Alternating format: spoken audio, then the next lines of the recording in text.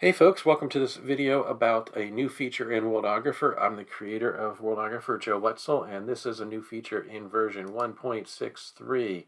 So if you don't have 1.63, you can see the version number up here in the title bar. You're going to want to go to worldographer.com to download that. I've generated a simple map, just taking some of the default settings essentially, and then I went to, which you can do by going to File, New World Kingdom Map, and that'll bring up a dialog like this. And then you can go to Generate Nations and Empires to stick these different country names and city locations and so forth on the map, and it will do that for you. So with that out of the way, the new feature, or the vastly improved feature, is our export to PDF functionality has been overhauled and added to. We had a lot of people asking questions about, hey, I'd like to print the whole map on one page of paper, and especially if it is a different non-standard size of paper. We didn't accommodate that in Worldographer with the export to PDF functionality. You could export to an image and then have the PDF or have another program open that image and then print that. So for us, we've already, one thing here is that we've added more paper sizes. So before we just had letter and legal and then the European paper sizes. Now we've added all these others. And I'm going to pick the 24 by 36. So I've got a nice poster size, and this is great that you can put out a PDF and then you can take it to a local print shop or a FedEx, Kinko's office, a store type thing, and they can print it on a poster for you. So that's kind of cool. That's really cool, actually. And then we've got this rotate to 90 degrees. Before we had a landscape or a portrait drop down. Now we're going to have this rotate 90 degrees instead because just because when you're doing the custom page sizes, we didn't want to confuse that, because if you want to print to something that's not one of these page sizes, you can use a custom page size instead. And then you can put in whatever, if you want 10 inches by 10 inches or whatever, you could do that. And so we felt like it was better to have a rotate 90 degrees than to say landscape and portrait, because if you've already set this to be 36 by 24, then it is landscape already. And so we don't want to rotate we want to be clear that rotate means that it's going to rotate the image. And so we're going to need to rotate that image because 24 by 36, this is width and height. And so if we leave it without this checked, because you can see that this map is much wider than it is tall, you're going to end up with a whole bunch of white space above and below. So we don't want that.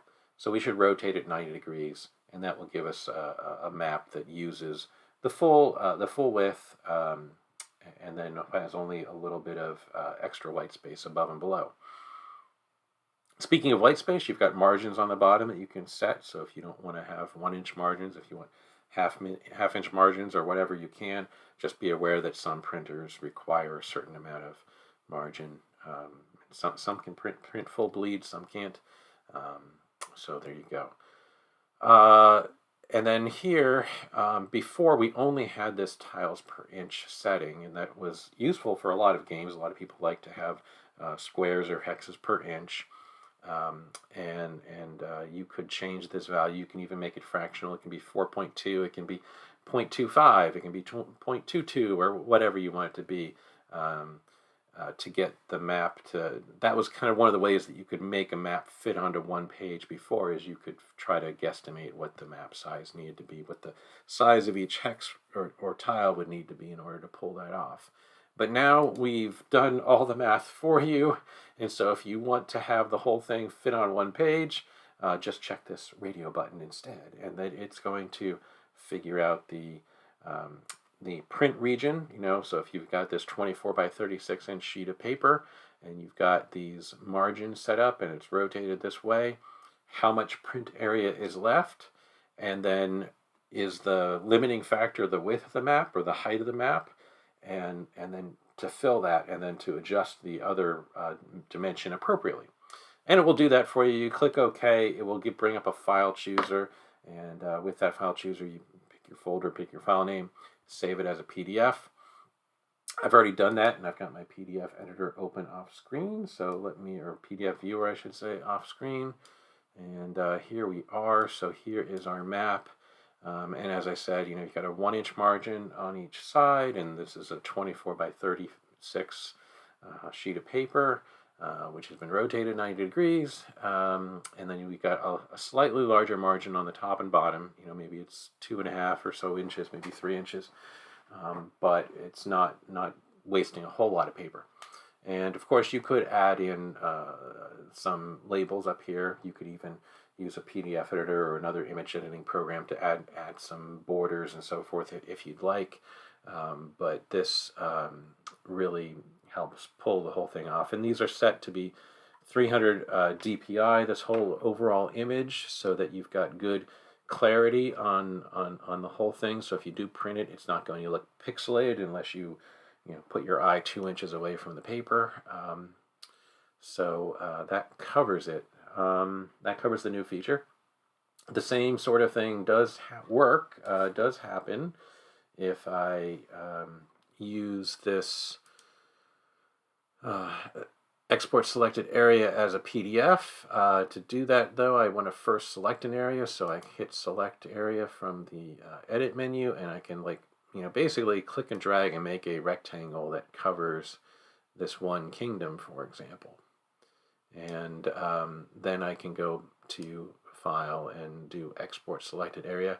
I'm waffling on whether or not it makes sense to have two different options here. It might be that at some point in the future we decide, okay, we just want to consolidate how many things are here, and if you have an area selected, it would automatically just use that. And if there is no area selected, then it would do the whole map for you. So I don't know if we'll consolidate some of these options here, but for the moment, you've got the two options depending on what you want to do. I think that covers that. One more thing is, as I mentioned in our last video, we at Inkle Ideas were trying to expand our videos and make them better. And one of the things is we want to cut the ads from our videos that YouTube adds on there. And we're able to do that if we basically double our view watch time. So if you could help us out, I'm going to link down here below the video a couple more videos that are Worldographer kind of 101 and some of the fun things that we've done with Worldographer that I think that would be useful for others to see. And it'll be a good use of your time to learn about the program. And it would help us to increase that view time so that we're able to remove the ads. Right now, we're only a little over halfway to the metric that they require. We're 1 subscriber short of the other metric. There's 2 metrics that they require to do this, and I'm sure we're going to hit that first. But if you want to be the one, please do. If you're not the one, if we've already hit 1,000 viewer or subscribers, please subscribe anyway. It'll make my teen kids think that we're cooler, if nothing else. So anyway, thanks a bunch, and I hope that the program and the new functionality is worthwhile and helpful to you. Thanks.